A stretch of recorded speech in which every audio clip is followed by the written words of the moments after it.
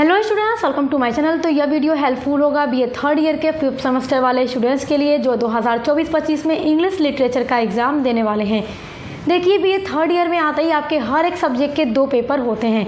तो आज के इस वीडियो में हम आपके BA 5th semester English literature के पेपर नंबर 1, जिसमें आपको पढ़ना है classical literature and history of English literature, उसके 1 से लेकर जो 8 तक के यूनिट्स हैं आपके सिलेबस में, उसके महत्वपूर्ण क्वेश्चन आंसर को देखने वाले हैं जो आपके एग्ज़ाम 2024-25 में आने वाले हैं।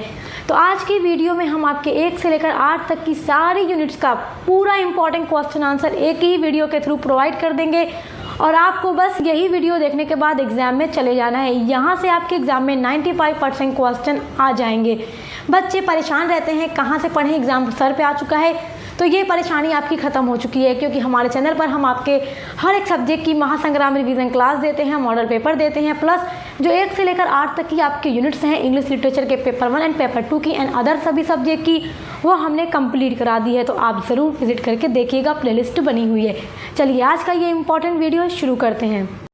आपका पहला इंपॉर्टेंट क्वेश्चन है, what is the definition of epic in literature. Epic क्या होता है ऑलरेडी मैं आपको पढ़ा चुकी हूँ कि एपिक क्या होता है। एक लंबी पोएम होती है, लॉन्ग नरेटिव पोएम होती है, यानी महाकाव्य जिसको हिंदी में कहते हैं।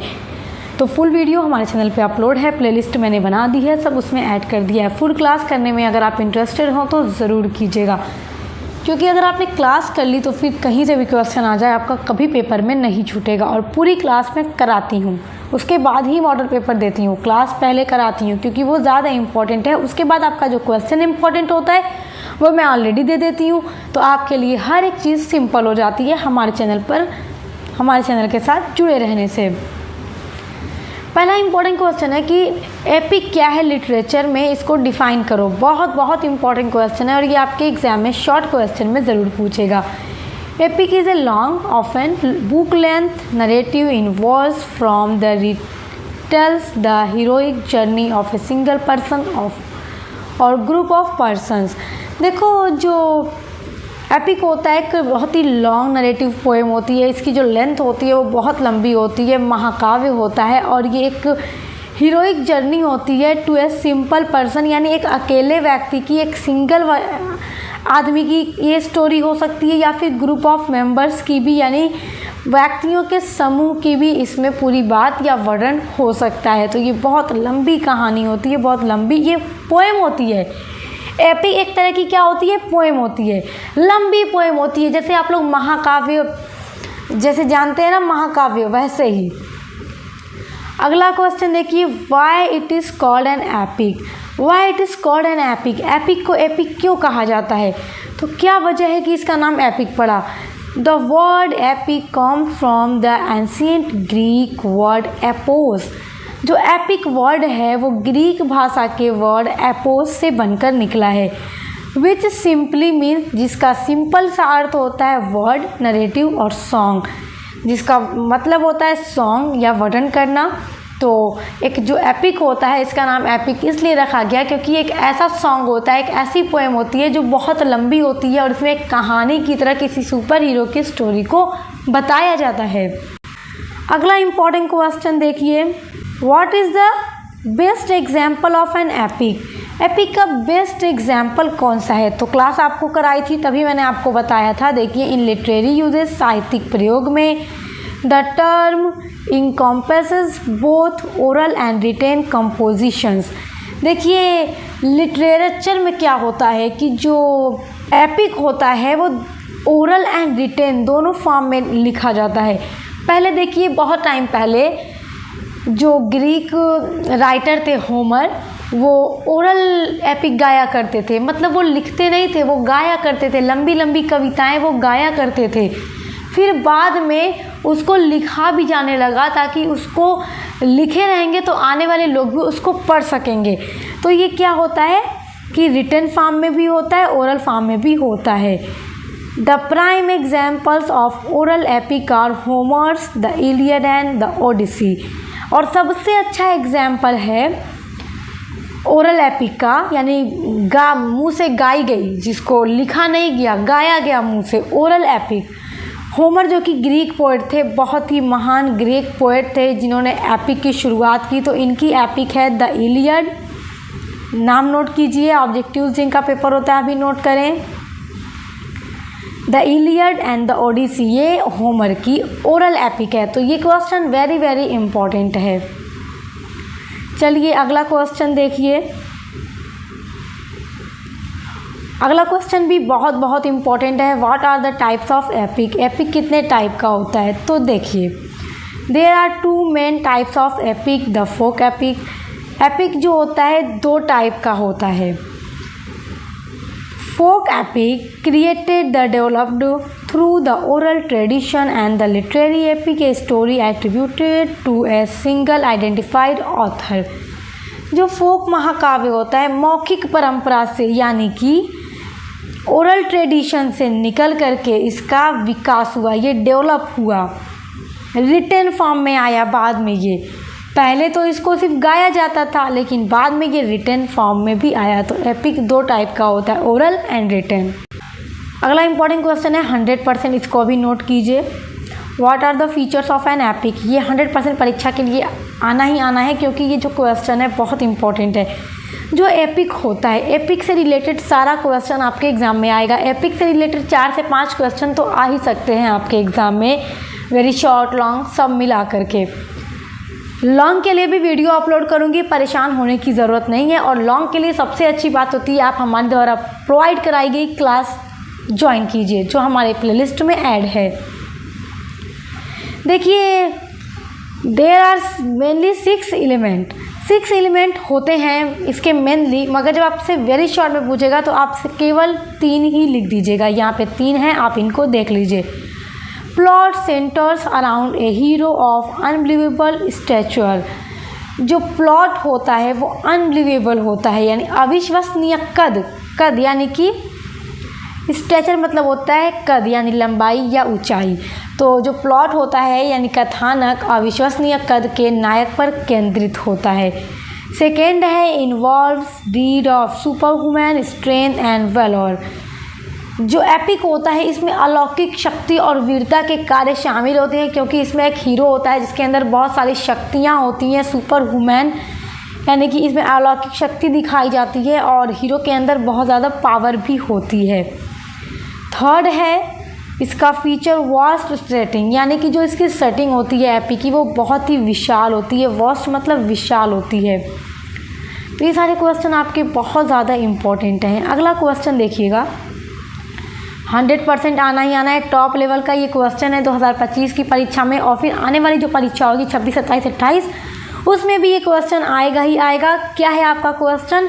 Who is the father of English epic poem? 100% सबसे important question, father of English epic poem, English epic poem के फादर कौन हैं? जॉन मिल्टन को कौन नहीं जानता? तो John Milton is considered the most significant English writer after William Shakespeare. देखिए विलियम शेक्सपियर भी एक इंग्लिश राइटर थे जो कि पोएम भी लिखते थे, प्ले भी लिखते थे, स्टोरीज़ भी लिखते थे, नॉवेल, सब कुछ इन्होंने लिखा है। तो ठीक उसी तरह जॉन मिल्टन भी बहुत ही बड़े इंग्लिश पोएट थे और जो एपिक फादर हैं, इंग्लिश एपिक के फादर हैं वो जॉन मिल्टन ही हैं।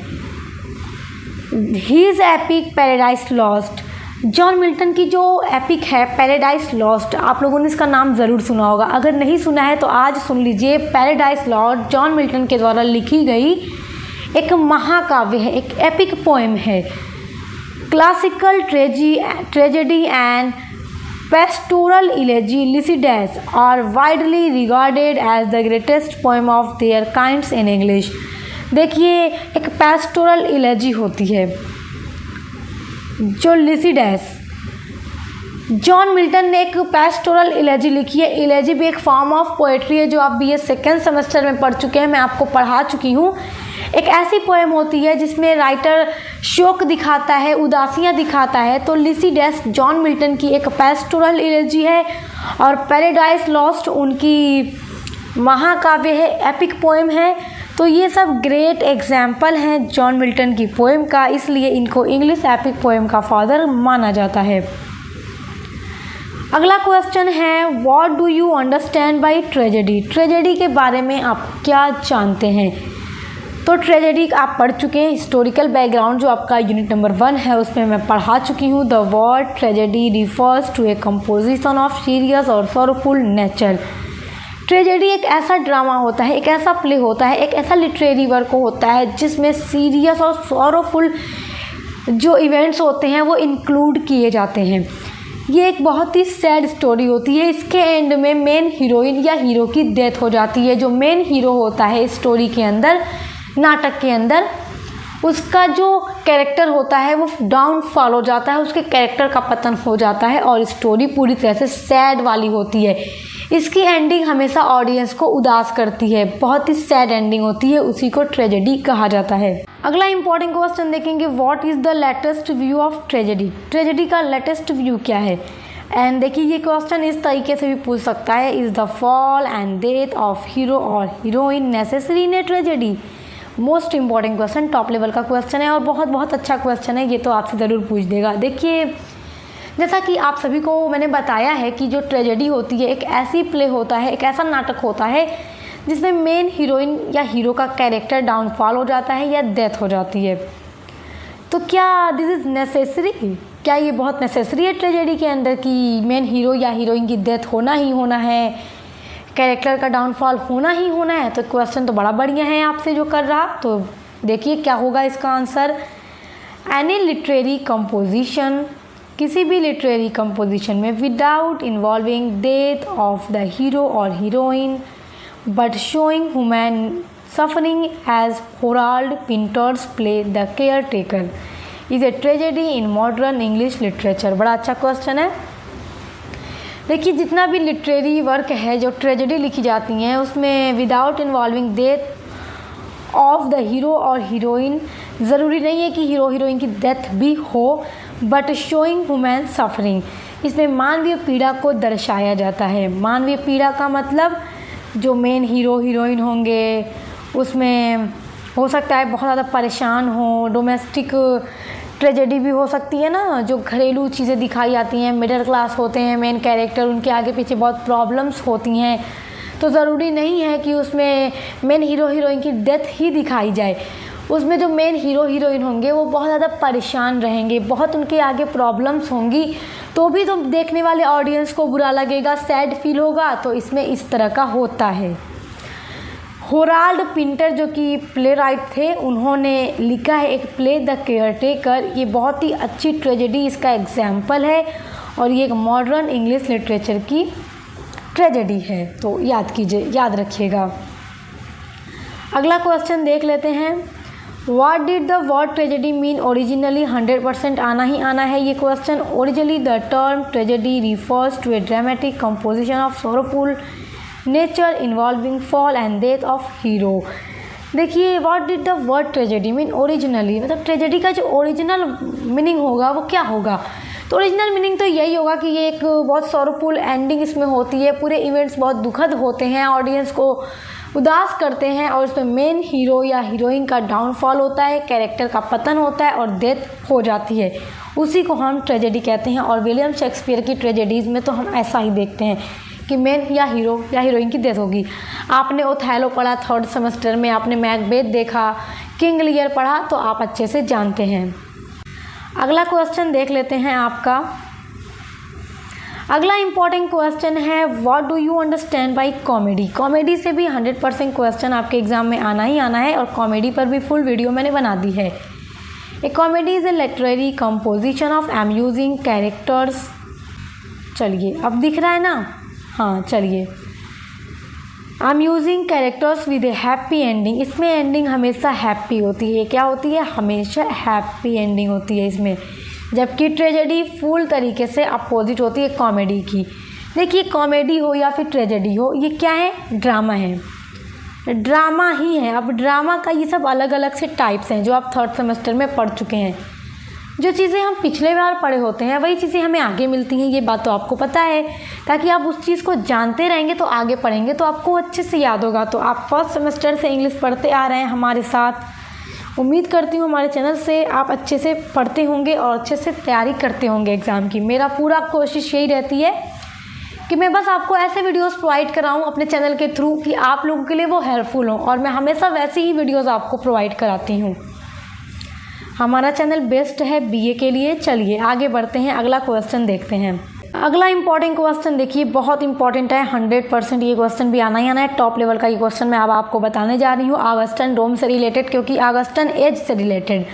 ऑगस्टन एज जो है ये भी बड़ा इंपॉर्टेंट टॉपिक है एग्जाम के लिए, और यहाँ से भी 2-3 क्वेश्चन तो बनना ही बनना है, वेरी शॉर्ट एंड शॉर्ट के मिला करके। चलिए देखते हैं, what are the important literary genres the Augustan age. Augustan age के इम्पॉर्टेंट लिटरेरी जेनरेस कौन से हैं? The Augustan age of English literature is famous for satire, wit and Roman forms. देखिए ये बड़ा अच्छा क्वेश्चन है आपका ये, कि ऑगस्टन रोम की जो फेमस लिटरेरी जेनरेस हैं वो कौन कौन सी हैं।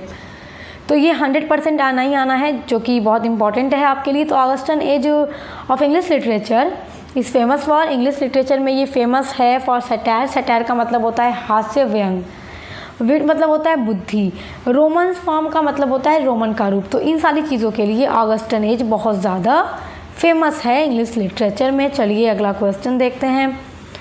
अगला महत्वपूर्ण क्वेश्चन है आपका, what was the important development of the Augustan Rome. Very important question. देखिए ऑगस्टन एज का what was the important most important development of Augustan age. Augustan age में मोस्ट इम्पॉर्टेंट डेवलपमेंट कौन से हैं? तो the development of satire as a means of ridiculing the politics of the day. वर्तमान समय की यानी कि ऑफ द डे, वर्तमान समय की राजनीति का उपहास करने के साधन के रूप में हास्य व्यंग यानी सटायर का डेवलप हुआ ऑगस्टन एज में। तो ये क्वेश्चन भी आपका अच्छा है। चलिए अगला क्वेश्चन देखिए, जो कि सबसे इम्पोर्टेंट है। क्वेश्चन है आपका, what is the period of Augustan as. इसकी पीरियड कौन सी है, किस टाइम पीरियड में को हम ऑगस्टन एज कहते हैं इंग्लिश लिटरेचर में। तो जैसा कि आप सभी लोग जानते हैं कि first half of 18th century, 18वीं सदी का पहला भाग, ये ऑगस्टन एज के लिए इंग्लिश लिटरेचर में जाना जाता है। अगला इंपॉर्टेंट क्वेश्चन है, why it is called the Augustan as. सबसे इम्पॉर्टेंट क्वेश्चन तो यही है कि ऑगस्टन एज कहा क्यों जाता है, इस एज का नाम ऑगस्टन एज कैसे पड़ गया। जो 18th सेंचुरी का फर्स्ट हाफ पीरियड था उसका नाम ऑगस्टन एज क्यों पड़ा, इसको इंग्लिश लिटरेचर में क्यों ऑगस्टन एज के ही नाम से जाना जाता है। तो बड़ा अच्छा क्वेश्चन है, आपको जानना ज़रूरी है। अगर आप आगे मास्टर भी इंग्लिश लिटरेचर से करके PhD करना चाहते हैं तो ये सब कुछ आपके लिए बहुत ज़्यादा इम्पॉर्टेंट है। The 18th century is known as the Augustan age because of the Roman emperor Augustus. देखिए जो 18th सेंचुरी के टाइम में रोमन एम्परर थे, रोमन सम्राट थे जिनका नाम था ऑगस्टस, उन्हीं के नाम पर 18th सेंचुरी को ऑगस्टन एज का नाम दे दिया गया। इसलिए 18th सेंचुरी को ऑगस्टन एज के नाम पर जाना जाता है। किन के नाम पर? रोमन एम्परर थे, रोमन सम्राट थे जिनका नाम था ऑगस्टस, उन्हीं के नाम पर 18th सेंचुरी को ऑगस्टन एज कहा जाता है। आपका इम्पॉर्टेंट क्वेश्चन है, who is the king of Athens in Oedipus racks.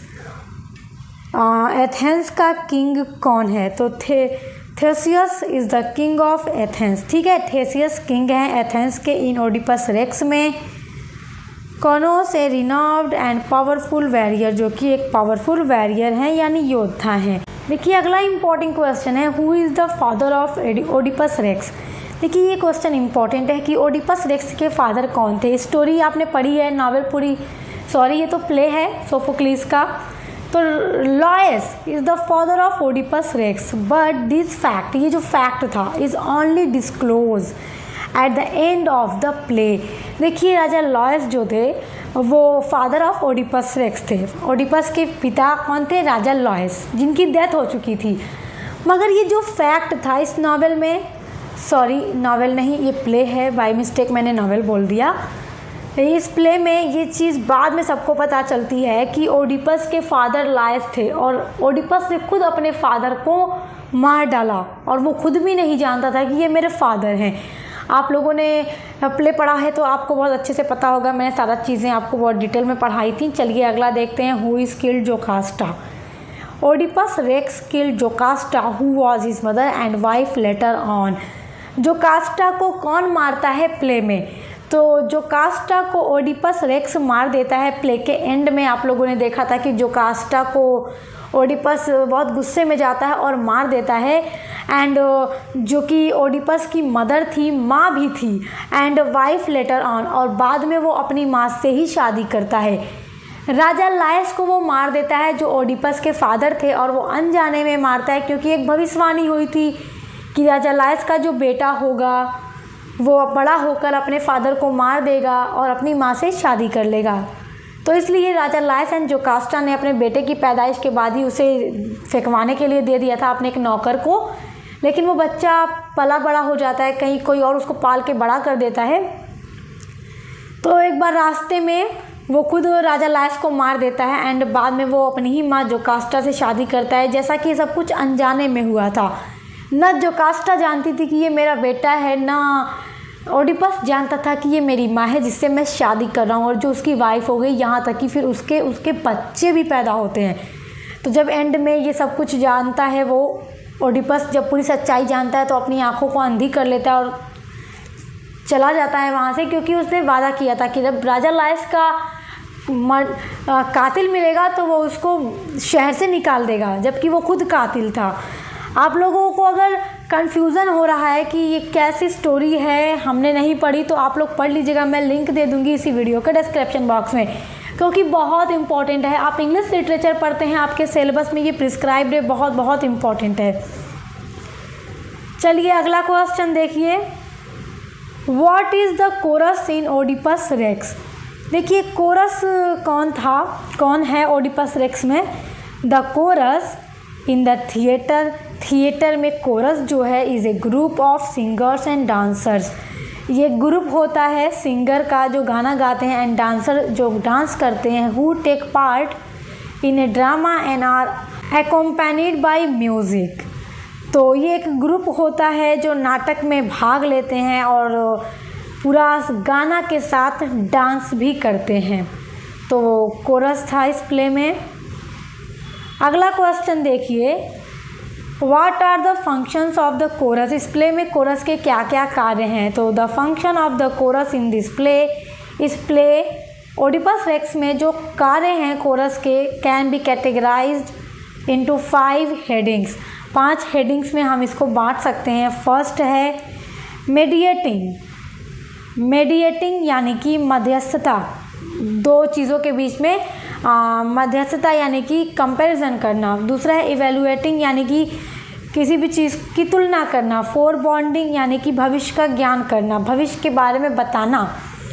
Guiding यानी कि गाइड करना, राह दिखाना।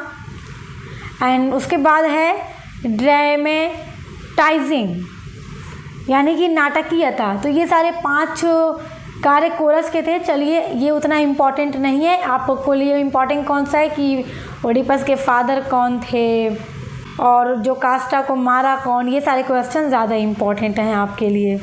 अगला क्वेश्चन देखिए, how many times the chorus appears in the play? हाँ ये तो इम्पॉर्टेंट है कि कोरस जो है ओडिपस रेक्स जो प्ले है उसमें कितनी बार दिखाई देता है, कितने टाइम दिखाई देता है। The chorus appears 5 time in Oedipus Rex. Chorus जो है 5 बार 5 टाइम ओडिपस रेक्स यानी इस प्ले में दिखाई देता है। And each ode they sing makes a reflection upon each climatic situation. देखिए कोरस जो है 5 बार कहानी में दिखाई देता है और उसके द्वारा प्रत्येक गाए गए जो गाने होते हैं वो जलवायु यानी क्लाइमेट पर स्थित एक प्रतिबिंब बनाते हैं। अगला क्वेश्चन देखिए, अगला क्वेश्चन बहुत ज़्यादा इम्पॉर्टेंट है आपके लिए। What is the main role of chorus in Oedipus Rex? Main role क्या है कोरस का ओडिपस रेक्स प्ले के अंदर? The most important role of the chorus in this play is to mediate और play the role of middleman between the imaginary world of the drama and the real world of the audience. देखिए जो play है इसकी जो imaginary world है, जो काल्पनिक दुनिया है, और दर्शकों की जो वास्तविक दुनिया है, यानी कि एक रियल वर्ल्ड होता है जो रियलिटी है, एक इमेजिनरी होता है। यहाँ देखिए imaginary world and real world में तो जो देखने वाला ऑडियंस है जो प्ले को देख रहा है तो उनके बीच एक रोल होता है कोरस का कि मध्यस्थ करे रियलिटी और इमेजिनरी वर्ल्ड के बीच में। तो कोरस का यही काम है इस प्ले ओडिपस रेक्स में। अगला क्वेश्चन देखिए, What does Achilles do with Hector's body in the Iliad? Iliad poem में जो एक्लीज है वो हेक्टर की बॉडी के साथ क्या करता है? अच्छा देखिए, हेक्टर ने मारा था पैट्रोक्लस को। पैट्रोक्लस था एक्लीज का बेस्ट फ्रेंड, जिगरी दोस्त जिसको कहते हैं। तो जब पैट्रोक्लस की मरने की खबर एक्लीज तक आती है तो एक्लीज आग बबूला हो जाता है और इसके अंदर बदले की आग जलने लगती है। अब वो हेक्टर से बदला लेना चाहता है। बदला लेगा कैसे? जब युद्ध में जाएगा तभी तो मार के बदला लेगा, और ये तो युद्ध लड़ने से मना कर चुका था। तो युद्ध में दोबारा से आता है एक्लीज हेक्टर से बदला लेने के लिए, अपनी पैट्रोक्लस दोस्त की मौत का बदला लेने के लिए। तो पैट्रोक्लस की मौत और हेक्टर से बदला लेना एक्लीज के लिए एक ऐसा मोड़ था इस स्टोरी में, इस एपिक में, कि ग्रीक की जीत तय होनी ही थी। क्योंकि जब एक्लीज लड़ेगा तो जाहिर सी बात है कि यूनानियों को जीतना ही जीतना है, क्योंकि एक्लीज बहुत ज़्यादा ब्रेव है। तो उसको मारने के बाद, यानी एक्लीज हेक्टर को मारने के बाद उसकी बॉडी के साथ क्या क्या करता है, क्योंकि गुस्सा तो बहुत ज़्यादा था। On the verge of death, देखिए मौत के कगार पर, on the work of death, मौत के कगार पर, Hector ask Achilles to return his body to his father Priam. Hector जो है एक्लीज से कहता है कि मरने के बाद तुम मेरी बॉडी यानी मेरा शव मेरे पिता प्रियम को दे देना। प्रियम क्या है? ट्रॉय का राजा है, और हेक्टर क्या है? ट्रॉय का राजकुमार है। Achilles does not satisfy his last request. अब एक्लीज जो है उसकी एकदम लास्ट रिक्वेस्ट और लास्ट विश को मानने से इनकार कर देता है, क्योंकि वो अपनी दोस्त का बदला ले रहा था। His anger is not satisfied, उसका गुस्सा शांत नहीं होता। So he drags Hector's body around the Trojan wall, तो इसलिए वह हेक्टर की बॉडी को लेकर मारने के बाद पूरे ट्रोजन दीवारों के आसपास खदेड़ता है। After Patroclus body is burned on a fire and his remains are buried. देखिए पैट्रोक्लस का जो शरीर था उसको चिता में जलाने के बाद जो कुछ भी अवशेष बचता है उसको दफना दिया जाता है। Achilles continues abusing Hector's body, later he return its to Priam. लेकिन एक्लीज बाद में उसकी बॉडी को तो लगभग 10 से 12 दिन तक इधर उधर घसीटता है, धूप में छोड़ता है और यूनानी शिविर में ले जाके घसीटता है, गाली देता है, और अपने दोस्त पैट्रोक्लस की कब्र के पास ले जाके उसको घसीटता है उसके शरीर को मारने के बाद। लेकिन जब एक पिता यानी प्रियम जो है हेक्टर का फादर है और वो एक्लीज के पास आता है अपने बेटे का शव मांगने के लिए, तो एक्लीज की आंखों में आंसू आ जाता है कि एक बाप किस तरह अपने बेटे का शव मांग रहा है, क्योंकि वो अपने पिता को याद कर लेता है और उसके पिता को हेक्टर की बॉडी लौटा देता है। और यहाँ तक कि एक्लीज युद्ध को भी रोक देता है ताकि वो अपने बेटे का अंतिम संस्कार अच्छे से कर सकें। तो आई होप आपको बहुत अच्छे से समझ आ रहा होगा और ये सारा क्वेश्चन इंपॉर्टेंट है। चलिए अगला इंपॉर्टेंट क्वेश्चन देखते हैं। How does Patroclus die in the Iliad? Patroclus की डेथ इलियड में कैसे होती है? तो देखिए Patroclus dies as a true hero in battle. Patroclus जो है वो मारा जाता है एक हीरो के रूप में, युद्ध के मैदान में मारा जाता है क्योंकि ये हीरो की तरह लड़ता है। He killed every Trojan who met on his way and saved the Achaean ship. वो अपने रास्ते में आने वाले सभी ट्रोजन को मार देता है, अपने रास्ते से हटा देता है, क्योंकि पैट्रोक्लस ग्रीक के लिए लड़ रहा है। याद रखिएगा किसके लिए लड़ रहा है? ग्रीक के लिए। His intervention made the Trojans देखिए दिख रहा है, रुक जाइए, अब दिखेगा, है ना। His intervention made the Trojans retreat and started the end of the fortified city। देखिए उनके हस्तक्षेप में ट्रोजन पीछे हट जाते हैं और गढ़ वाले शहर का अंत भी शुरू हो जाता है। जियोस प्रेडिक्टेड पैट्रोक्लस डेथ, और जो जियोस हैं वो पैट्रोक्लस की डेथ की भविष्यवाणी भी की थी उन्होंने। And there was no way to change his fate, और भाग्य को बदलने का कोई अब रास्ता नहीं था। जियोस जो थे वो देवता थे और उन्होंने पैट्रोक्लस की मृत्यु की भविष्यवाणी भी की थी, और अब भाग्य को कोई बदल तो नहीं सकता, और इसलिए पैट्रोक्लस की जब डेथ होती है तो जियोस के द्वारा की गई जो भविष्यवाणी थी वो सच साबित हो जाती है। अगला इम्पॉर्टेंट क्वेश्चन देखिए, does Achilles die in the Iliad. Achilles की डेथ क्या इलियड में हो जाती है? क्या एक्लिस की डेथ होती है? तो आप लोगों ने पता है तो आपको याद होगा ना, पढ़ा है ना आप लोगों ने। हाँ चलिए आंसर देखिए, the Iliad finishes before Achilles in is killed. जो ये एपिक है इलियड वो ख़त्म हो जाती है एक्लिस के मरने से पहले ही, मतलब एक्लिस अभी ज़िंदा था और इलियड की स्टोरी ख़त्म हो जाती है, समाप्त हो जाती है। पेरिस जो कि ट्रॉय का राजकुमार है, the prince of Troy, shoots a poisoned arrow that hits Achilles heel. Paris जो है ट्रॉय का राजकुमार, उसने एक नुकीला जहरीला तीर एक्लिस की एड़ी में चला दिया और एक्लिस के हील में जाकर वो तीर लग जाता है। But the epic poem concludes right after Hector's honourable funeral. लेकिन जो ये पोएम है इसकी एंडिंग कब होती है? आप लोग पढ़े हैं, पढ़ाई हूँ ना, याद होगा। एकदम ध्यान से पढ़ा कीजिए क्योंकि एग्ज़ाम में सब पूछेगा, जिनका ऑब्जेक्टिव्स होता है उनके लिए उतना ही इम्पोर्टेंट है। देखिए इस एपिक में एक्लिस की डेथ के बारे में कुछ नहीं दिखाया जाता। जब हेक्टर की डेथ होती है, जब एक्लिस हेक्टर को मार देता है, तो वही एकदम लास्ट इवेंट था इस एपिक का। और हेक्टर्स हॉनरेबल फ्यूनरल यानी कि हेक्टर के अंतिम संस्कार के बाद ये जो कविता है, ये जो पोएम है एपिक द इलियड, ये ख़त्म हो जाती है। The events that entailed the fall of Troy are not part of the Iliad। और ट्राय के पतन की जो घटनाएं हुई थी वो इलियड का हिस्सा नहीं है। इलियड में बस यहीं तक दिखाया गया है कि कैसे एक्लिस ने हेक्टर को मारकर अपने दोस्त पैट्रोक्लस की मौत का बदला ले लिया था। और जब हेक्टर को फिर एक्लिस के द्वारा उसके पिता प्रियम को उसके शव लौटाया जाता है तो उसका अच्छे से अंतिम संस्कार जब किया जाता है तो ठीक उसके बाद ये पोएम ख़त्म हो जाती है। तो देखिए आपका इम्पॉर्टेंट क्वेश्चन है, which year is known as the age of Chaucer. मतलब which year is known as, कौन सा जो एज है वो चौसर एज कब से जाना जाता है? तो the period falls between 1343 and 1450 is known as the age of Chaucer.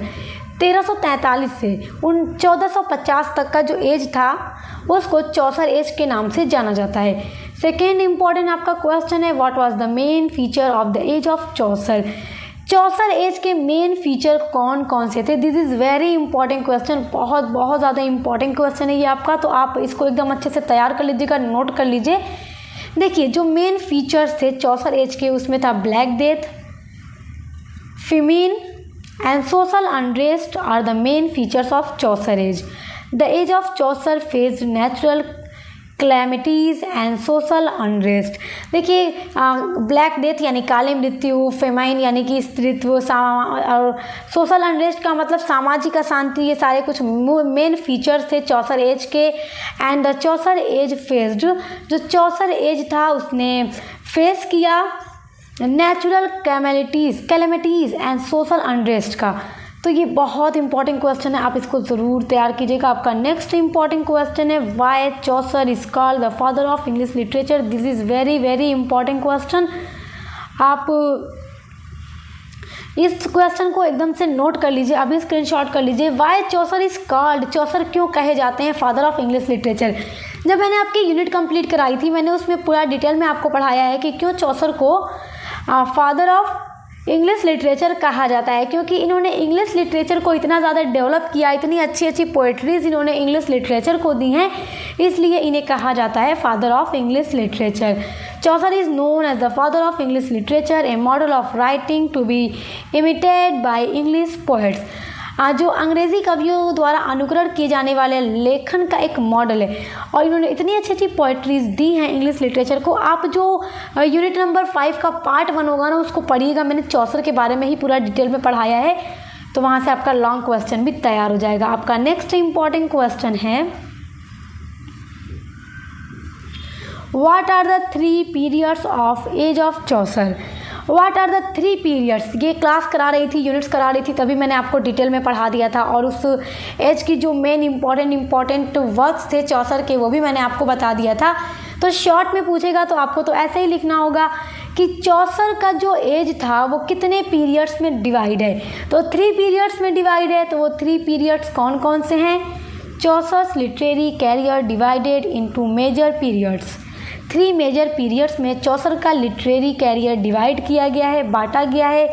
First है द फ्रेंच, यानी कि फ्रांस में इनका फर्स्ट एज है, और इन्होंने फ्रेंच में बहुत ज़्यादा अपना वर्क दिया है, लिटरेरी वर्क, और कौन कौन सा है वो सब मैंने क्लास कराते टाइम करा दिया है, तो आप लोग प्लेलिस्ट में चेक करके पढ़ लीजिएगा।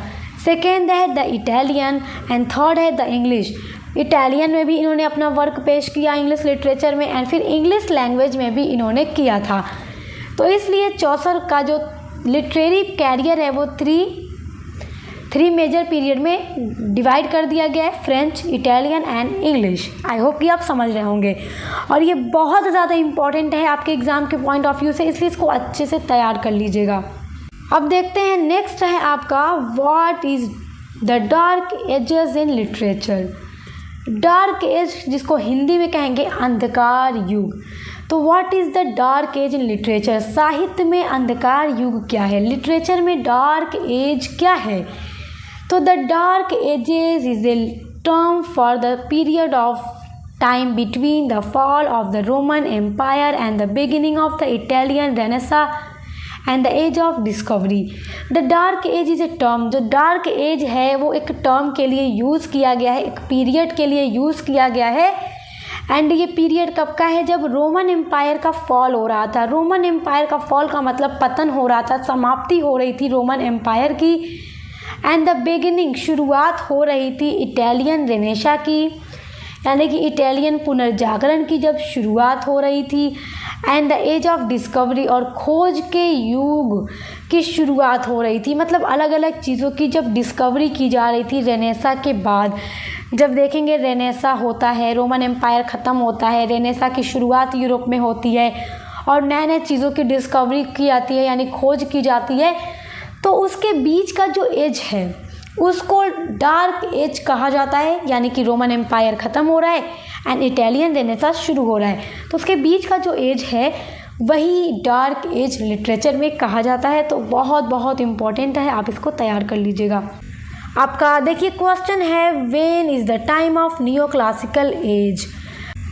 The neo classical period lasted from the early 1600 till the end of 1700।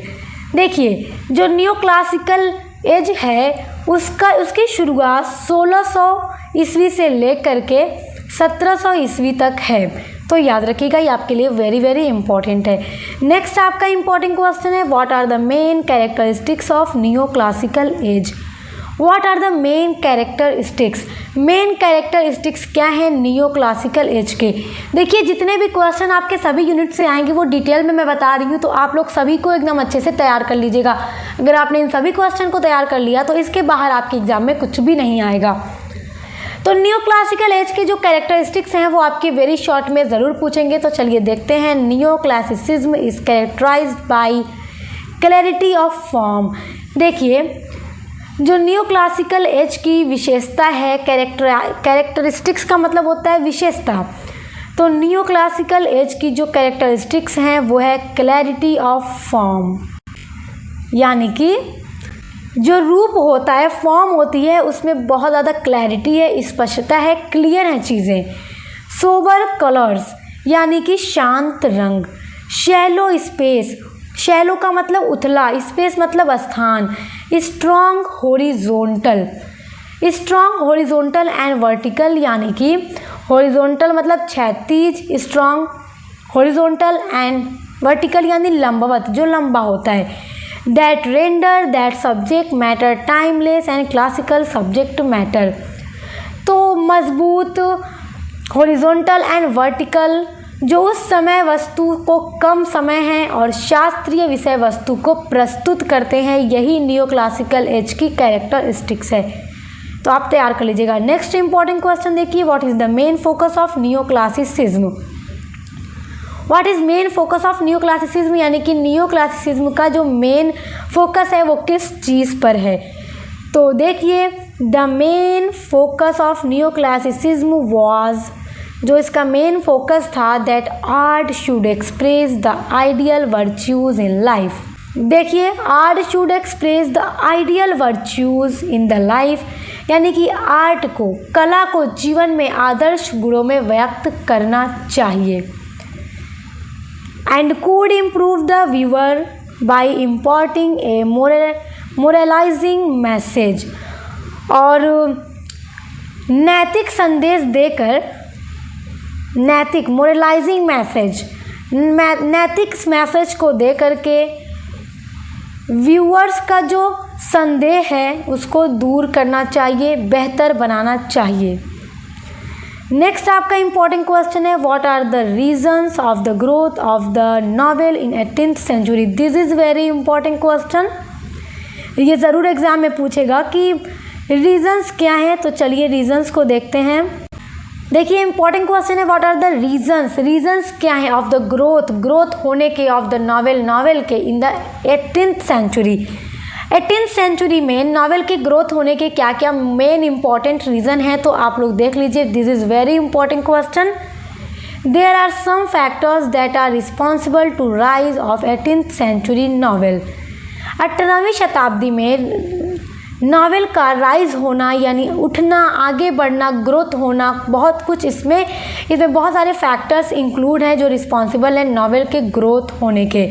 तो कौन कौन से रीजंस हैं जिनसे नॉवेल ग्रोथ होता है। फर्स्ट है द डिक्लाइन ऑफ ड्रामा।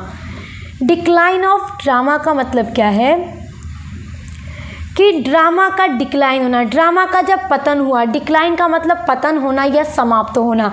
तो जब ड्रामा का डिक्लाइन होता है 18th सेंचुरी में, तब जाकर नॉवेल ग्रोथ होती है, आगे बढ़ती है। सेकेंड रीज़न है the rise of the periodical essay. Periodical essay की जो पीरियोडिकल एस्से जो डेवलप हुआ था वो इंग्लैंड में हुआ था 18th सेंचुरी में।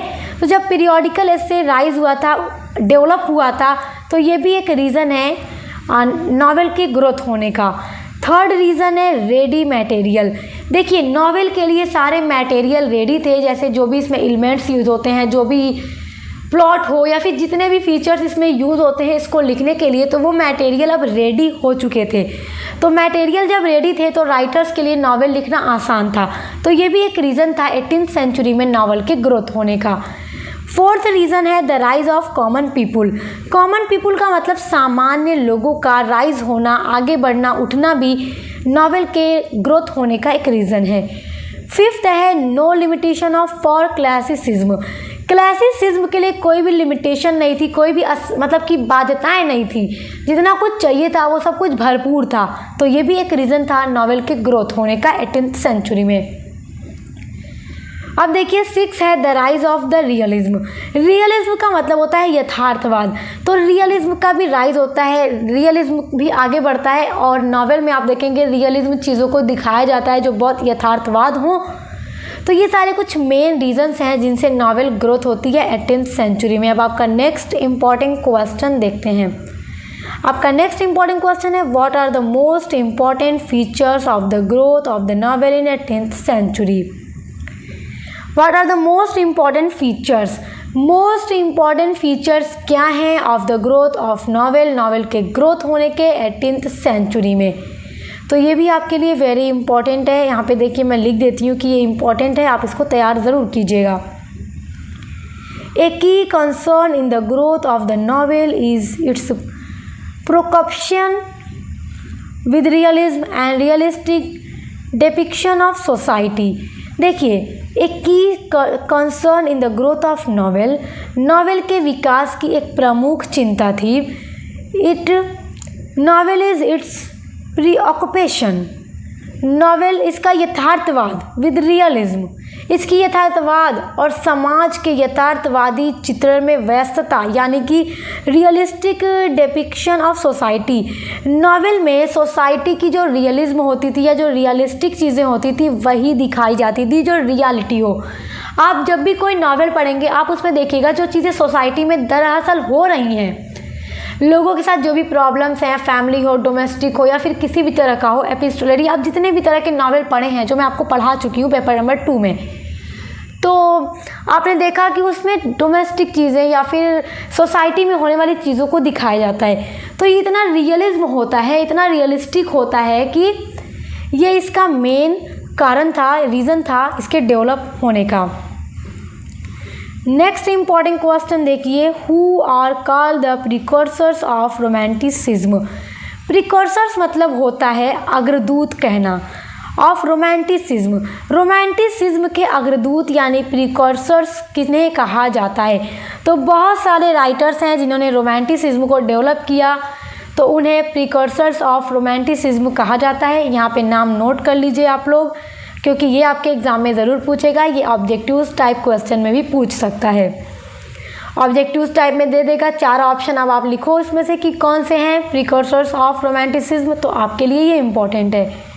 द प्रिकॉर्सर्स ऑफ और forerunners of romanticism are Cowper, Crabbe, Thomson, Collins, Gray, Goldsmith, Chatterton, Macpherson, Burns and Blake. देखिए, क्रॉपर हों या फिर क्रैबी हों, ये सब देखिए कॉमा पर ध्यान देते रहिएगा. ये सारे राइटर्स हैं. यहाँ पे आप अच्छे से देखिए, मैं यहाँ पर थोड़ा सा इरेज कर देती हूँ. काउपर ये भी प्रिकॉर्सर्स कहे जाते हैं रोमांटिसिज्म के. क्रैबी कॉमा पर ध्यान देते रहिएगा. थॉमसन्स, कॉलिंस या फिर ग्रे हो, गोल्डस्मिथ हो, चेस्टरटन हो या फिर मैकफर्सन हो या बर्न्स हो या फिर ब्लैक हो, ये सारे राइटर्स प्रिकॉर्सर्स ऑफ रोमांटिसिज्म कहे जाते हैं. तो आप लोग नोट कर लीजिए, वेरी वेरी इंपॉर्टेंट क्वेश्चन है ये आपके लिए. अगला इंपॉर्टेंट क्वेश्चन देखिएगा, what do you understand by romanticism. आप रोमांटिसिज्म से क्या समझते हैं, नोट कर लीजिए. 100% ये आपके एग्जाम में आना है. टॉप लेवल का ये क्वेश्चन है आपके एग्जाम के पॉइंट ऑफ व्यू से. रोमांटिसिज्म रिप्रेजेंट करता है, प्रतिनिधित्व करता है या संदर्भित करता है सब्जेक्टिव को यानी कि व्यक्तिपरक को, इंडिविजुअलिस्टिक को यानी कि व्यक्तिगत को, ऑफ एन अनरिस्ट्रेन्ड क्वालिटीज़. इसका मतलब होता है कि अनियंत्रित गुणों को. लव विद कॉमन ह्यूमैनिटी, मानवता के साथ प्रेम के गुणों को ये क्या करता है, रिप्रेजेंट करता है. तो उसी को रोमांटिसिज्म कहा जाता है. आई होप आप समझ गए होंगे. क्वेश्चन आपके लिए वेरी इंपॉर्टेंट है, तो आप इसलिए तैयार ज़रूर कीजिएगा. आइए अब आपका अगला इंपॉर्टेंट क्वेश्चन देखते हैं. आपका अगला इंपॉर्टेंट क्वेश्चन है, name of poets who influenced by the French revolution. Name of the poets who are influenced by French revolution. French revolution जो हुआ था, तो कौन कौन से पोएट्स हैं जिन पर प्रभाव पड़ता है फ्रेंच रिवॉल्यूशन का, इम्पैक्ट पड़ता है किन किन पोएट्स के ऊपर फ्रेंच रिवॉल्यूशन का. वर्ड्सवर्थ, विलियम वर्ड्सवर्थ का नाम आप लोगों ने पढ़ा होगा, सुना होगा जब आप लोग सेकेंड सेमेस्टर में, तभी मैं आपको पढ़ा चुकी हूँ इनके बारे में. तो इनको जानते हैं आप लोग. इनके ऊपर भी फ्रेंच रिवॉल्यूशन का अच्छा खासा इम्पैक्ट पड़ा था. कॉलेरिज के ऊपर, साउथी के ऊपर, बैरन के ऊपर, Shelley, Keats are the poets who are influenced by the French revolution. जो फ्रेंच रिवॉल्यूशन से प्रभावित हुए थे, इम्पैक्ट इनके ऊपर पड़ा था. राइटर्स के नाम, पोएट्स के नाम आप नोट कर लीजिए, बहुत ज़्यादा इंपॉर्टेंट है. नेक्स्ट इंपॉर्टेंट क्वेश्चन देखेंगे, what is the impact of the French revolution on romantic literature. What is the impact, क्या प्रभाव पड़ा of the French revolution, French revolution का ऑन रोमांटिक लिटरेचर पर, रोमांटिक लिटरेचर पर फ्रेंच रिवॉल्यूशन का क्या impact पड़ा था। तो देख लेते हैं, बहुत ज़्यादा इम्पॉर्टेंट क्वेश्चन है। Romantic poets are greatly influenced by the French revolution. जितने भी रोमांटिक पोएट्स थे वो बहुत ही ज़्यादा इन्फ्लुएंस हुए थे, काफ़ी ग्रेटली प्रभाव पड़ा था रोमांटिक एज के पोएट्स के ऊपर फ्रेंच रिवॉल्यूशन का। As the events brought up thoughts and transcendentalism which means to be human, क्योंकि घटनाओं के पारलौकिकता के विचार जो थे, थॉट जो थे, उनको जन्म दिया मानव के अर्थ के लिए। तो इसलिए ये जितने भी रोमांटिक लिटरेचर के पोएट्स थे उनके ऊपर इसीलिए फ्रेंच रिवॉल्यूशन का अच्छा खासा इम्पैक्ट पड़ता है। नेक्स्ट इंपॉर्टेंट क्वेश्चन देख लीजिए, why was the French revolution significant to the romanticism. French revolution क्यों सिग्निफिकेंट रहती है रोमांटिक्स के लिए। जितने भी रोमांटिक्स पोएट थे या राइटर्स थे उनके ऊपर क्या सिग्निफिकेंट, क्या महत्व था फ्रेंच रिवॉल्यूशन का। मतलब फ्रेंच रिवॉल्यूशन का कुछ तो कुछ सिग्निफिकेंस रहा होगा ना, जो रोमांटिक एज के राइटर्स के ऊपर पड़ा, जिससे वो लोग क्या हुए, इम्पैक्ट इन्फ्लुएंस्ड हुए। तो आंसर है आपका, ये बहुत इंपॉर्टेंट क्वेश्चन है, 100% ये आपके एग्जाम में पूछेगा, 100%। ठीक है। To these romantic artist and writers, जितने भी रोमांटिक आर्टिस्ट थे यानी कलाकार थे या राइटर्स थे, the French revolution was more than the transfer of politics and social power. तो इन रोमांटिक लेखकों यानी राइटर्स और आर्टिस्ट के ऊपर फ्रांसीसी क्रांति जो थी, फ्रेंच रिवॉल्यूशन जो थी, उसका राजनीतिक यानी पॉलिटिकल, राजनीतिक एंड सोशल पावर, राजनीतिक और सामाजिक सत्ता के ट्रांसफ़र से कहीं ज़्यादा अधिक थी। मतलब इनके लिए पॉलिटिकल का ट्रांसफ़र होना या सोशल पावर जो थी उसका ट्रांसफ़र होने से भी कहीं ज़्यादा अच्छा और महत्व इनके लिए था फ्रेंच रिवॉल्यूशन का होना।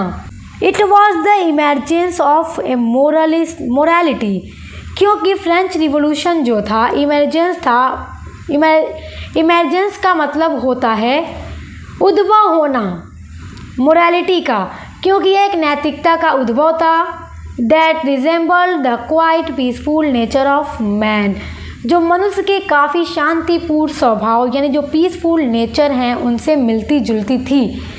तो फ्रेंच रिवॉल्यूशन में पावर का ट्रांसफ़र होना या पॉलिटिकल सत्ता का ट्रांसफ़र होना राइटर्स के लिए ज़्यादा ज़रूरी नहीं था, उससे ज़्यादा ज़रूरी था कि इस टाइम पर मोरालिटी का उद्भव हुआ था जो मनुष्य के काफ़ी शांतिपूर्ण स्वभाव से मिलती जुलती थी।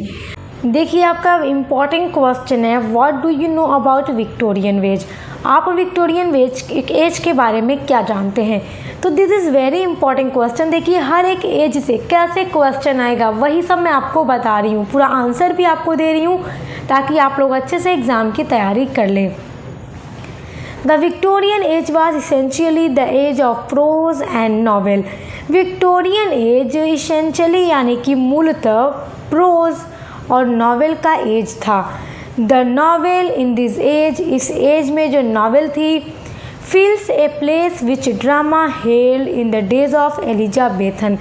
The novel in this age, Victorian age में नॉवेल ने fills a place which drama held in the day of Elizabeth. Elizabeth age में जिस तरह से ड्रामा ने अपना जगह बना लिया था, एक अपना उसका ऊंचा स्थान हो गया था। एलिजाबेथ एज में आप देखेंगे कि ड्रामा बहुत ज़्यादा लिखा जा रहा था। विलियम शेक्सपियर ने भी बहुत ज़्यादा ड्रामाज लिखे एलिजाबेथन एज में।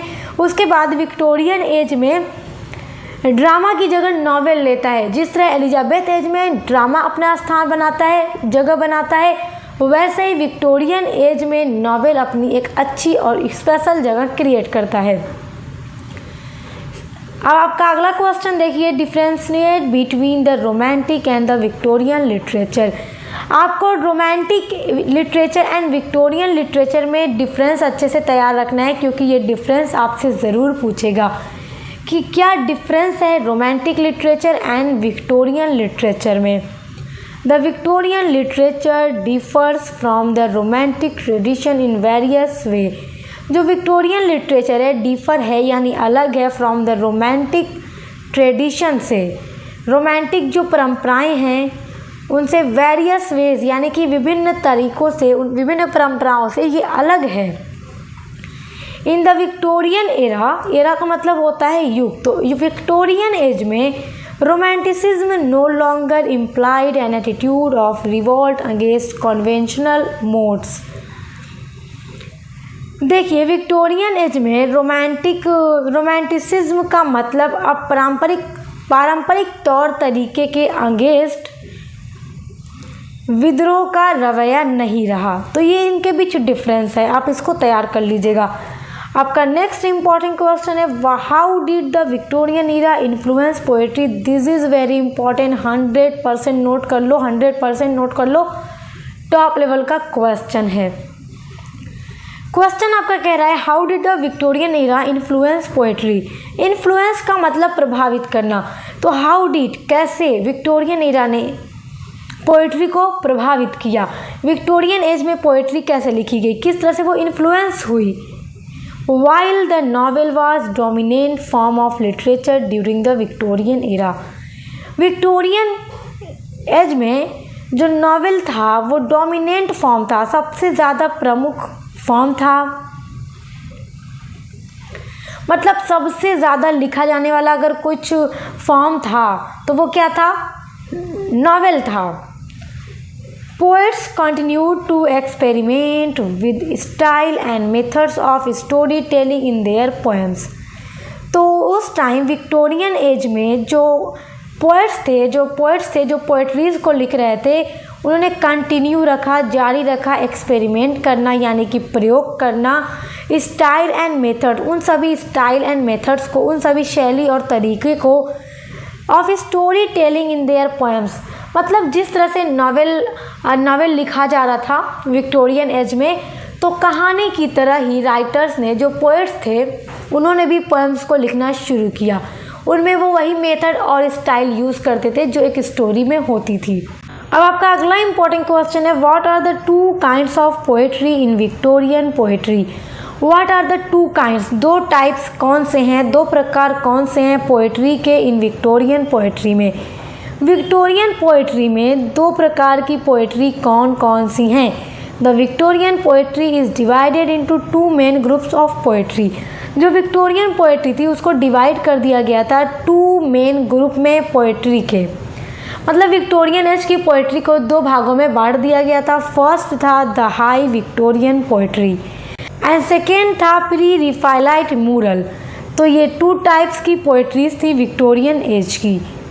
अब देखिए आपका नेक्स्ट इंपॉर्टेंट क्वेश्चन है what is the most prominent form of drama in the Victorian as.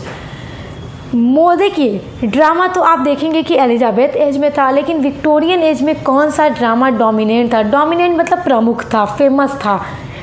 Dominant form कौन सी थी ड्रामा की विक्टोरियन एज में। इन ब्रिटेन में melodrama became the most popular kind of theatrical entertainment for the most of the 19th century। Melodrama form जो थी drama की वो बन जाती है मोस्ट पॉपुलर काइंड, सबसे ज़्यादा एंटरटेनमेंट देने वाला लोकप्रिय नाटक बन जाता है मेलोड्रामा 19th सेंचुरी में। ए पीरियड, एक समय था वेन मोर पीपुल, सबसे ज़्यादा लोग वेन टू द थिएटर में जाते थे then at any time in history. इतिहास की बात करें तो वो समय था जब किसी भी समय की तुलना में सबसे अधिक लोग थिएटर देखने जाते थे। और कौन सा ड्रामा, मेलोड्रामा, जो कि 19th सेंचुरी में लोगों के एंटरटेनमेंट का एक अच्छा लोकप्रिय साधन बन गया था। और उस टाइम हिस्ट्री में अगर हम कंपैरिजन करें तो उस टाइम में सबसे ज़्यादा लोग थिएटर देखने विक्टोरियन एज में जाते थे मेलोड्रामा को देखने। तो ये मोस्ट इम्पॉर्टेंट फॉर्म है ड्रामा की जो विक्टोरियन एज में फेमस हुई थी। ये अपना क्वेश्चन देखिए व्हाट इज़ जॉर्जियन पोएट्री और Georgian period in English poetry. Georgian poetry क्या है और Georgian period in English poetry. देखिए यहाँ से दो क्वेश्चन आपका बन रहा है, आंसर क्या होगा? एक ही होगा। तो ये चीज़ें आप नोट करते रहिएगा। आपसे पूछ दे व्हाट इज़ जॉर्जियन पोएट्री, या फिर आपसे पूछ सकता है Georgian period in English poetry, यानी कि इसका पीरियड क्या था इंग्लिश पोएट्री में। तो Georgian poetry is a poetic movement. Georgian poetry जो था एक पोएटिक को हिंदी में काव्य कहते हैं, मूवमेंट मतलब होता है आंदोलन। तो Georgian poetry is a poetic movement in England. ये इंग्लैंड में होने वाला एक पोएटिक मूवमेंट था that lasted from 1910 to 1936 during the range of George V।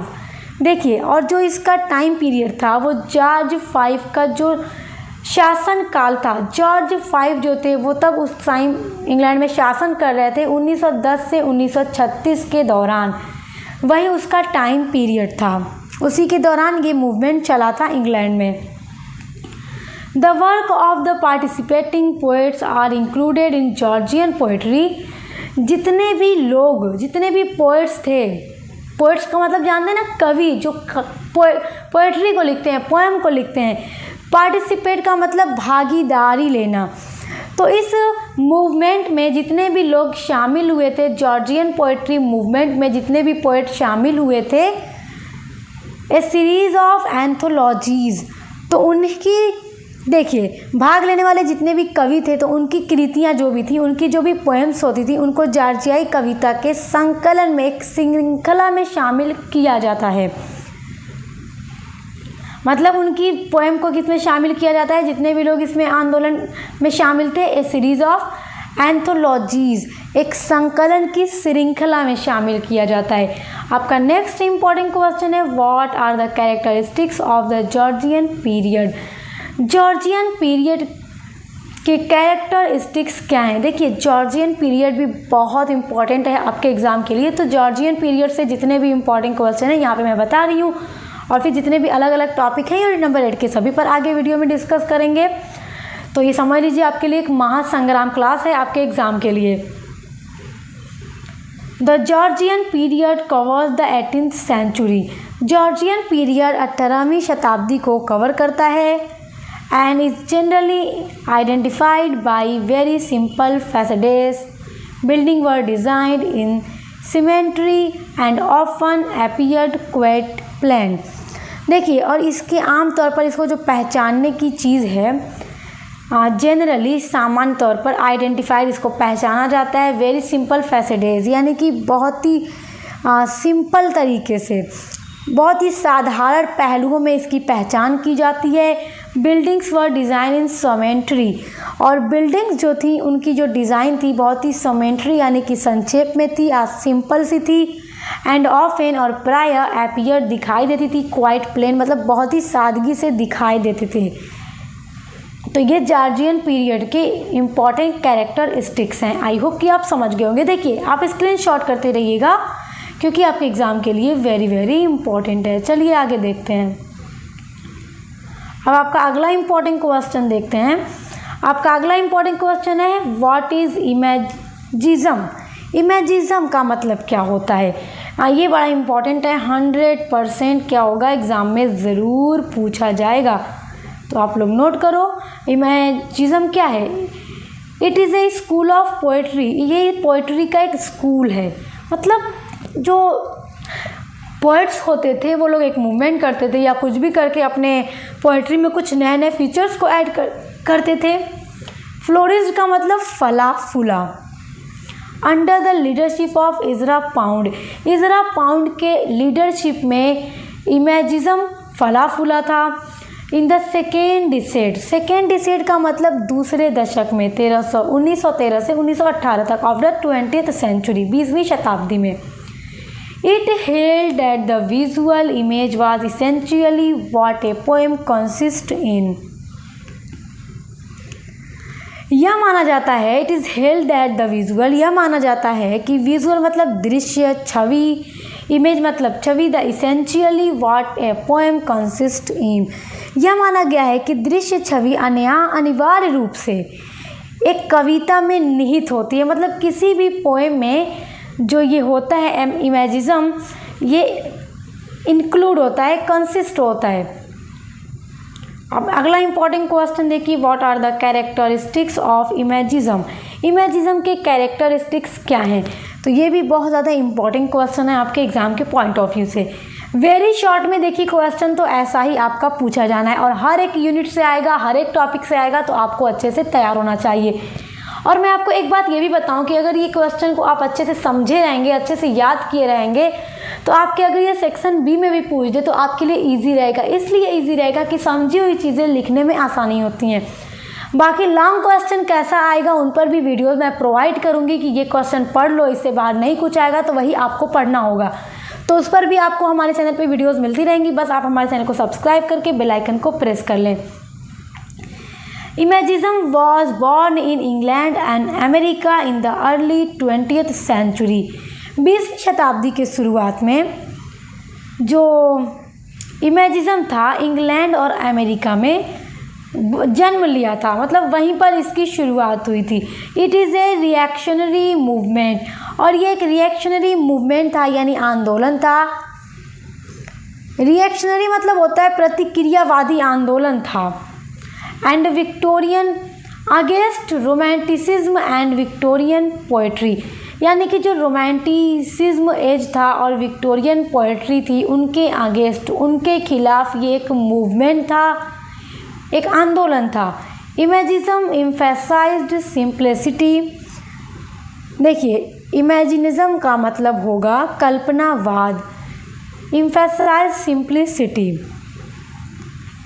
Clarity of expression and precision through the use of exciting visual images. दिख नहीं रहा तो मैं इसको इरेज कर देती हूँ, तो आप लोग अच्छे से देख लीजिए, क्योंकि देखना और समझना ज़रूरी है।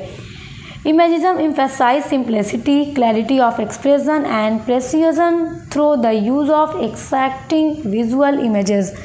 देखिए, इमेजिज्म ने सटीक दृश्य छवियों के उपयोग में माध्यम सादगी से, और देखिए क्लैरिटी ऑफ एक्सप्रेशन यानी कि अभिव्यक्त करने की जो स्पष्टता है और सटीकता पर इसमें बल दिया जाता है।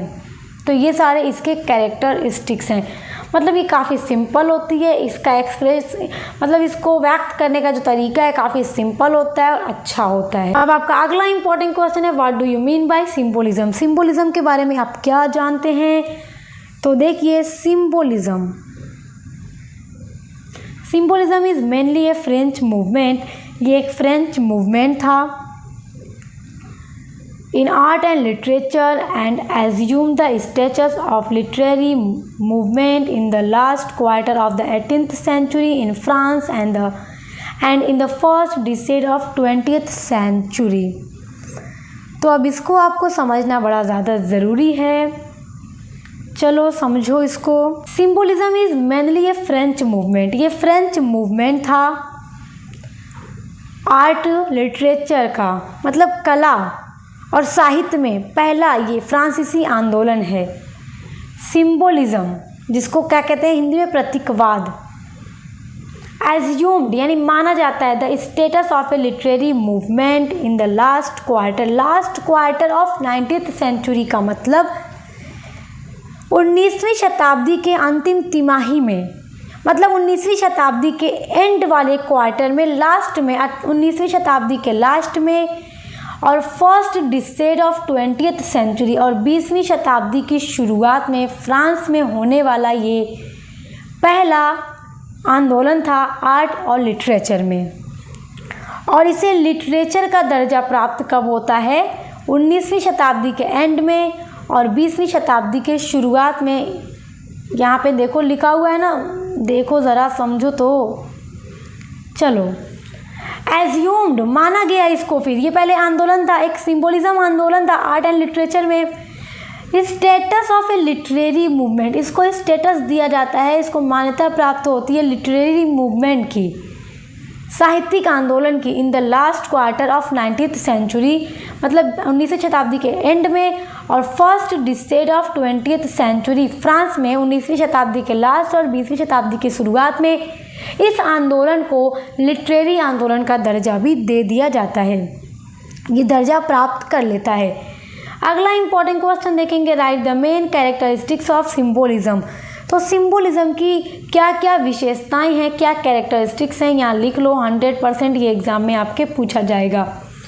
ए symbolist uses word to describe a mode of literary expression. A symbolist uses word, देखो सिंबोलिज्म को हिंदी में कहते हैं प्रतीकवाद। तो ये शब्दों को, ये प्रतीकवाद वर्णन करने के लिए, डिस्क्राइब करने के लिए शब्दों का यूज़ करता है। ए मोड ऑफ लिटरेरी का मतलब होता है, मोड मतलब होता है विधा, लिटरेरी मतलब साहित्यिक एक्सप्रेशन। तो a symbolist uses word to describe a mode of literary expression, प्रतीकात्मक साहित्य अभिव्यक्ति के एक तरीके के वर्णन करने के लिए शब्दों को यूज़ करता है।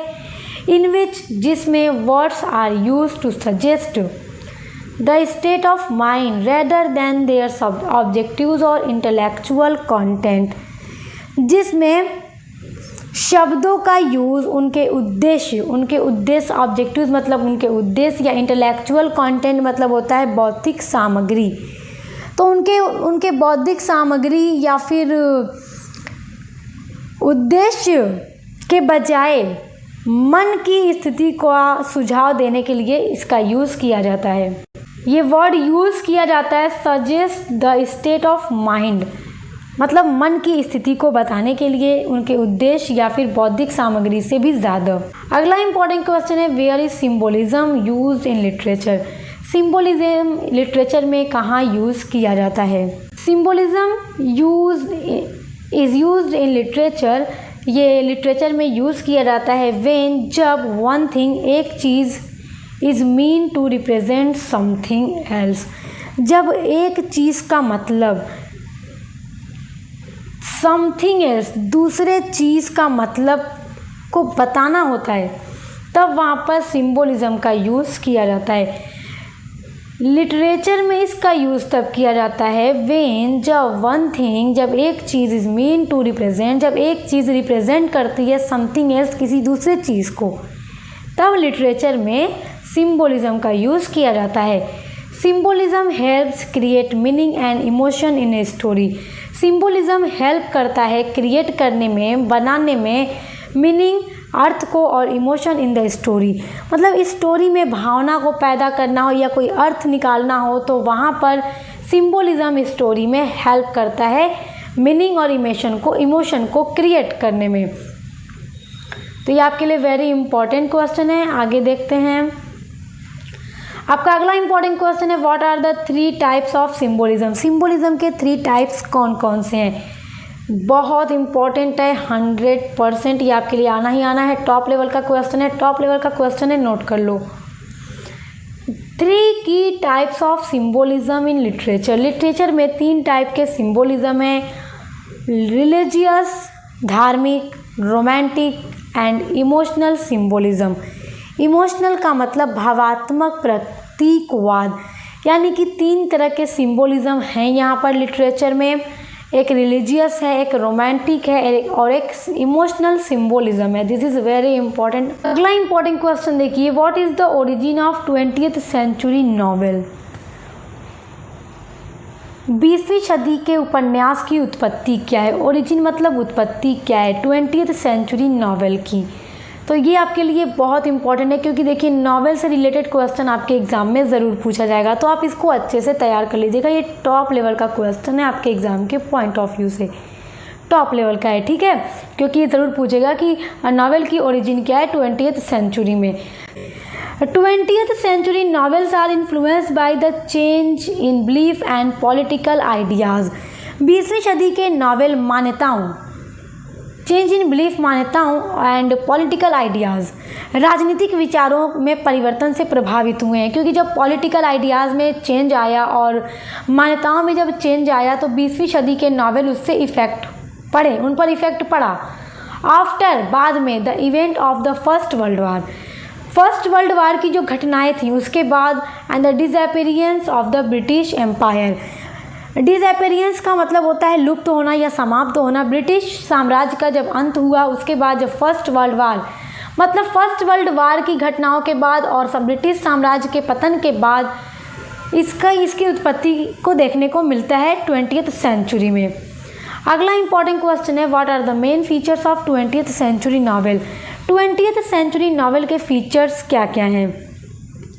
The main features of 20th century novel are concentrated on urban middle class. देखो, इसका मेन फीचर है, 20वीं शताब्दी के नावल का मेन फीचर है कि ये कॉन्सेंट्रेट करता है, ध्यान केंद्रित करता है on urban middle class. Urban मतलब शहरी, मिडिल क्लास लोगों पर। Propensity of introspection, introduction of the stream of consciousness, focus on the life of educated characters and experimental writing. देखिए, 20वीं सदी के उपन्यास की मुख्य विशेषताएं ये थी कि ये शहरी मध्यम वर्ग के यानी शहर के मिडिल क्लास के लोगों पर अपना ध्यान आकर्षित करता है। प्रोपेंसिटी टू इंट्रोस्पेक्शन यानी कि आत्मनिरीक्षण की प्रवृत्ति होती है इसमें। स्ट्रीम ऑफ कॉन्शियसनेस, चेतना की धारा का परिचय। देखो, इंट्रोडक्शन मतलब परिचय, स्ट्रीम ऑफ कॉन्शियसनेस चेतना की धारा, स्ट्रीम मतलब धारा होता है। And focus on the life of educated characters, जितने भी नावल के अंदर एजुकेटेड कैरेक्टर होते हैं उनके लाइफ पर फोकस करना भी इस नावल की इम्पॉर्टेंट फीचर है।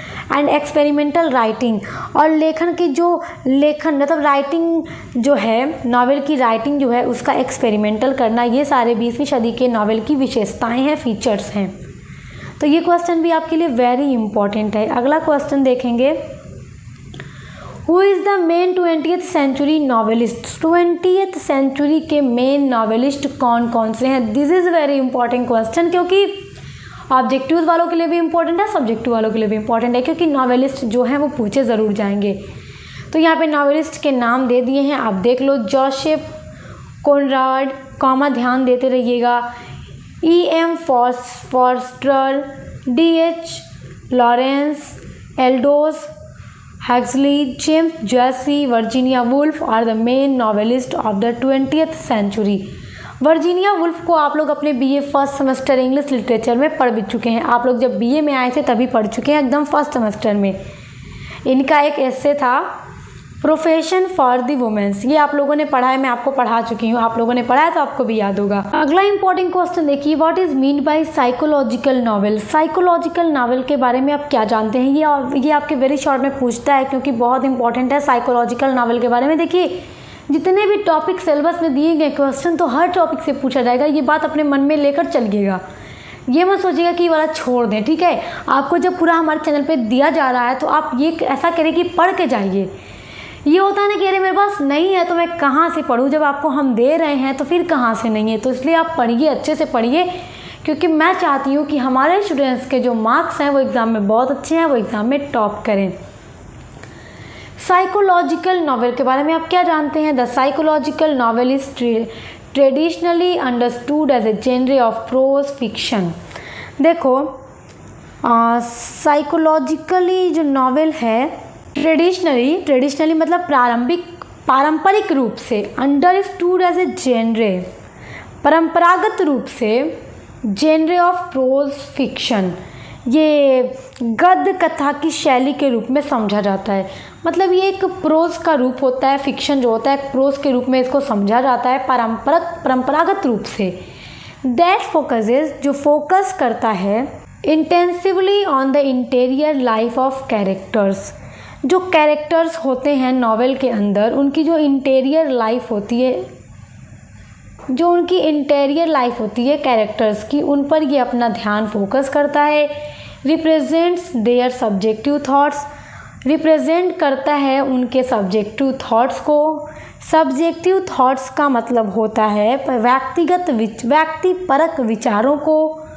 फीलिंग्स, उनकी जो फीलिंग्स होती हैं कैरेक्टर्स की, उनको मतलब उनके इंटीरियर लाइफ के चीज़ों को, उनके विचारों को, उनकी फीलिंग्स को, उनकी मेमोरीज़ को, उनकी डिज़ायर्स यानी उनकी इच्छाओं को बताता है, जो साइकोलॉजिकल नावल होता है। क्योंकि साइकोलॉजी का मतलब ही होता है कि इंसान के मन के बारे में जानना, उनकी फीलिंग, उनके डिज़ायर्स, उनके थॉट के बारे में स्टडी करना। तो एक साइकोलॉजिकल नावल का भी यही मतलब होता है कि वो कैरेक्टर्स के इंटीरियर लाइफ के बारे में पूरा फोकस करता है और उनकी सब्जेक्टिव थॉट को बताता है, फीलिंग्स को बताता है, उनकी मेमोरीज़, उनकी डिज़ायर्स के बारे में वो बताता है। तो जब आप साइकोलॉजिकल नावल पढ़ेंगे ना तो आप देखेंगे जो उसमें कैरेक्टर्स होगा तो उससे रिलेटेड यही सारी चीज़ें आपको जानने को मिलेंगी।